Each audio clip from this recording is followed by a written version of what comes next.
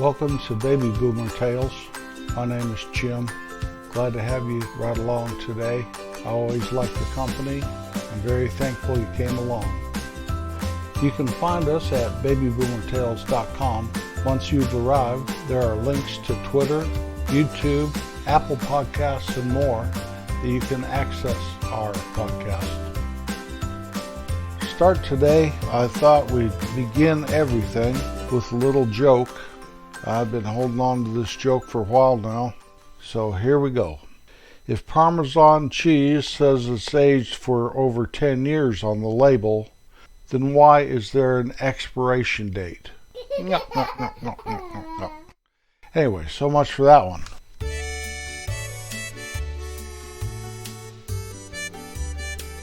Now for the top 10 songs 55 years ago.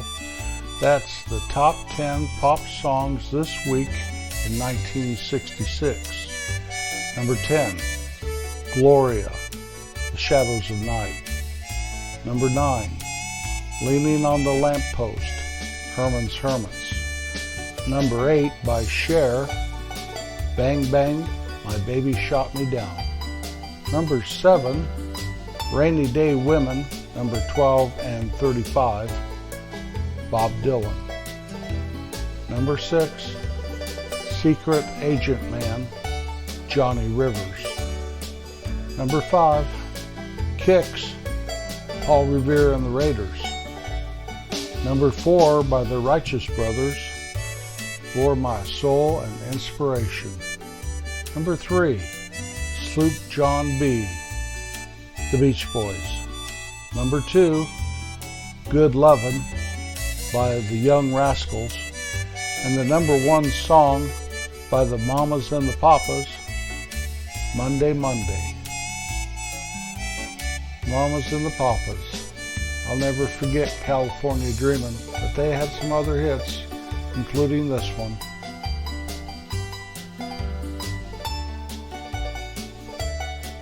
Now for another joke. Before I start my joke here, I need to know that you're going to get it. I hope you get it. It's the one joke that stayed with me my whole life. I heard it when I was about 5 or 6 years old, and I've never forgotten it. I've even tried to forget it, and I just can't. So let me lay a little foundation here. If you remember back in the days when we had to write with pencil and pen, before the days where you just take a pen and click it and write, you had to fill your pen with ink. So there are drops of ink in these pens, and you can go ahead and write whatever you need to write. I just need to know everybody was aware of that. Need to know you know what a pen is. Now if you're as old as me, you already know that, but some of us may not be. So here's the joke. Da da da da da da da da da da da da da da da da da da. Why did the little ink drop cry? Because his mother was in the pen and he didn't know how long the sentence would be.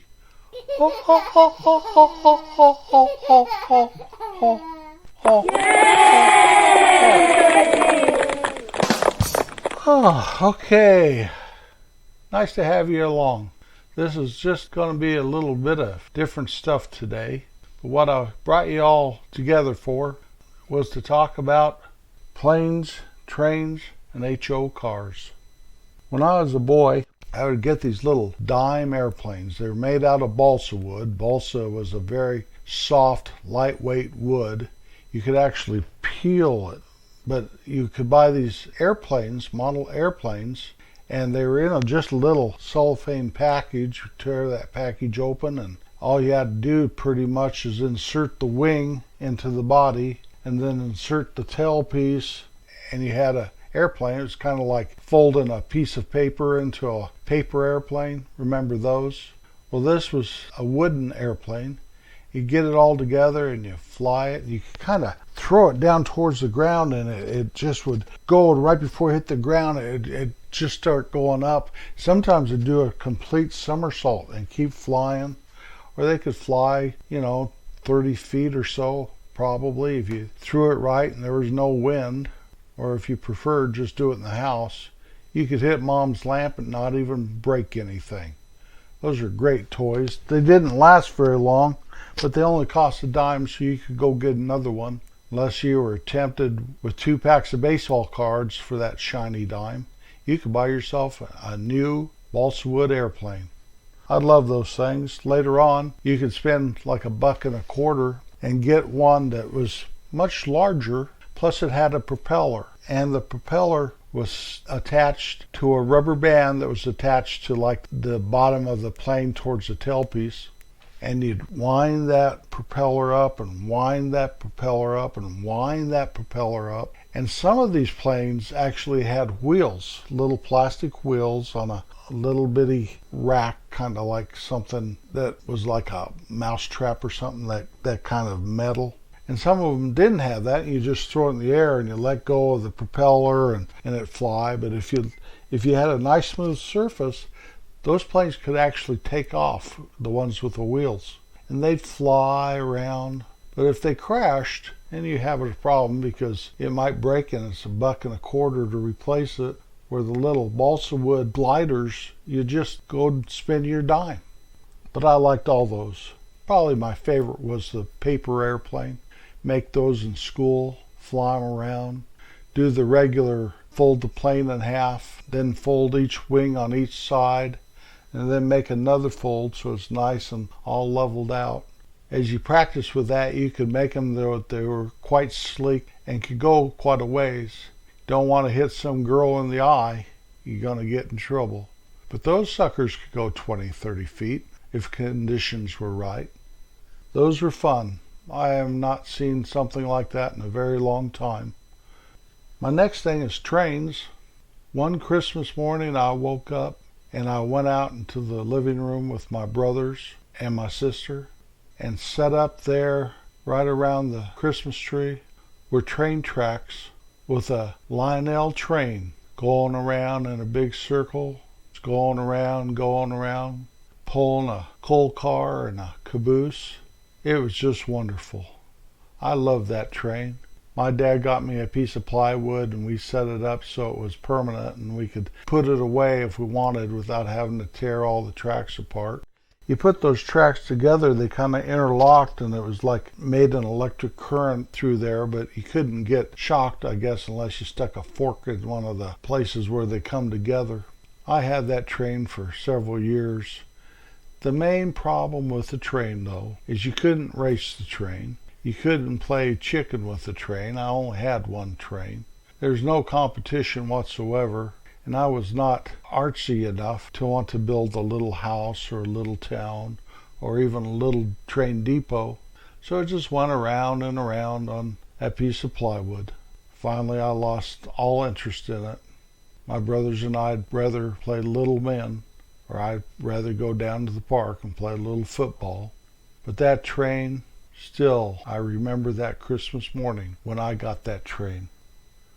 The next thing is HO cars. Now, slot cars come in several sizes. There's one larger size that I believe when you can find those slot car tracks where they're 5 or 6 lanes across, that's what they use, is the larger one. There's a middle size, which I'm not familiar with whatsoever. Then there's the HO size. They're little bitty, not even 2 inches long.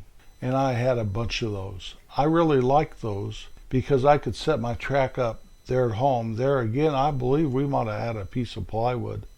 Set that track up and you could just play it. And if you crash, you just crawl over there on your hands and knees and set the car back up.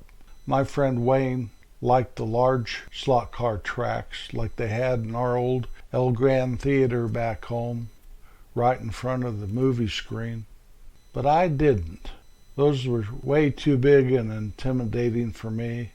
I'd rather play around on my hands and knees with my little HO cars. They could go as faster than a speeding bullet. My brothers and I played those all the time. I would bring friends over and we'd play it. We only had the 2 tracks. It wasn't like an LA freeway or anything. I had a couple of those cars for years and years in my desk drawer, and somewhere along the line I've lost them or given them away or thrown them away. I can't even imagine that I would have thrown those away. I had one, it was a Corvette, all shiny gold, hot little car. It was my favorite one. As I've grown older, you see people flying model planes that are pretty big. Some of them have a 36-inch wingspan or more, flying around in some empty field there. But I do believe those are being replaced more and more by drones. These drones can do amazing things. Put a camera on it, like a GoPro camera.